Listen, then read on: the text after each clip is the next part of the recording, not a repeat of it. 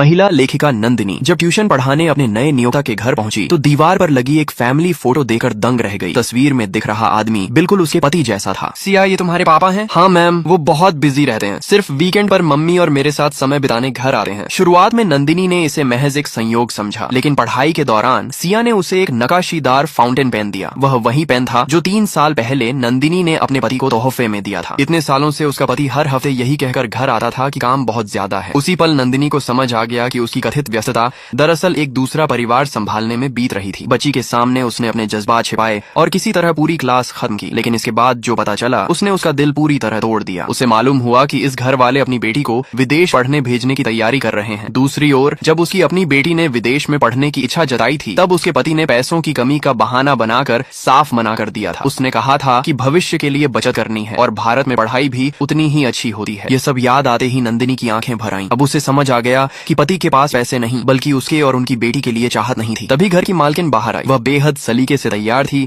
और जाते समय उसने ट्यूशन की तय रकम से ज्यादा पैसे देते हुए कहा, मेरे पति ने खास कहा है कि हमारी बेटी की टीचर का पूरा ख्याल रखा जाए। नंदिनी बिना कुछ बोले पैसे लेकर बाहर निकल गई। सड़क पर आकर उसने गहरी सांस ली। उस घर का माहौल उसका दम घोंट रहा था। उसी समय पति का फोन आया। उसने हमेशा की तरह बहाना बनाया कि इस हफ्ते भी काम की वजह से घर नहीं आ पाएगा। सच जान चुकी नंदिनी ने शांत स्वर में उसी फाउंटेन पेन का जिक्र किया और कहा कि उसे ढूंढ कर ले आए, बेटी को अपने प्रोफेसर को गिफ्ट देना है। पति एक पल रुका, फिर बोला, काम खत्म होते ही ले आऊंगा। 3 दिन बाद वह सचमुच वही पेन लेकर घर आ गया। लेकिन अब नंदिनी खुद नहीं समझ पा रही थी कि यह वही पेन है जो उसने कभी दिया था या दूसरा जो उसने उस घर में देखा था। अगले दिन वह फिर ट्यूशन पढ़ाने पहुंची। इस बार उसने फैमिली फोटो की ओर देखने से भी बचने की कोशिश की। तभी उसकी नजर मालकिन के हाथ में पहने जेड के कंगन पर पड़ी। वह कंगन उसकी माँ की आखिरी निशानी था। उसके डिजाइन को वह कभी भूल ही नहीं सकती थी। जब सालों पहले वह कंगन गायब हुआ था तब पति ने झूठ बोला था कि वह गलती से टूट गया और फेंकना पड़ा। अब सच्चाई सामने थी। कंगन टूटा नहीं था बल्कि किसी और को दे दिया गया था। नंदिनी ने मुस्कुराकर कहा, बहुत सुंदर कंगन है। मालकिन गर्व से बोली, मेरे पति ने दिया है। कहते हैं ये हमारे परिवार की विरासत है। इसे बहुत संभाल कर रखने को कहते हैं, बाहर पहनने भी नहीं देते। यह सुनकर नंदिनी का वहाँ एक पल भी रुकने का मन नहीं हुआ। उसने बहाना बनाया कि घर में जरूरी काम है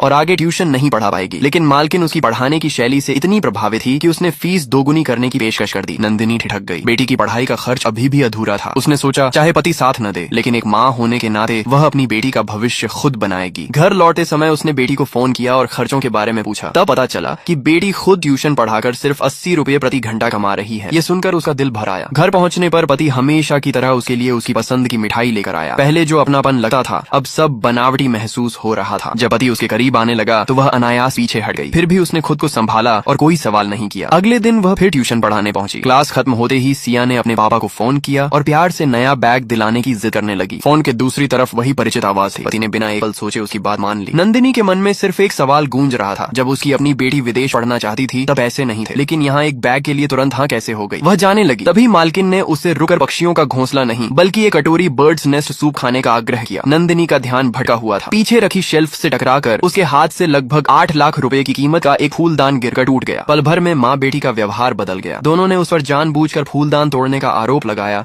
और नुकसान की भरपाई की मांग करने लगी। नंदिनी को यह सब बेहद विडंबनापूर्ण लगा। जिस फूलदान के पैसे उसके पति ने दिए थे उसी का हर्जाना अब उससे मांगा जा रहा था। उन्होंने अधिकारियों को बुलाने की बात कही, लेकिन नंदिनी बिल्कुल शांत होकर कुर्सी पर बैठ गई। अब वह देखना चाहती थी कि सच सामने आने पर उसका पति क्या करेगा। मालकिन गुस्से में बोली, तुम्हारी हिम्मत कैसे हुई यहाँ बैठने की। दोनों के बीच बहस जारी थी कि तभी अधिकारी वहाँ पहुँच गए। महंगी वस्तु और दोनों पक्षों की अलग अलग बात सुनकर वे सबको बयान दर्ज कराने ले जाने की तैयारी करने लगे। उसी समय दरवाजा दोबारा खुला और बाहर से एक परिचित आवाज आई, सिया देखो पापा तुम्हारे लिए क्या लाए हैं।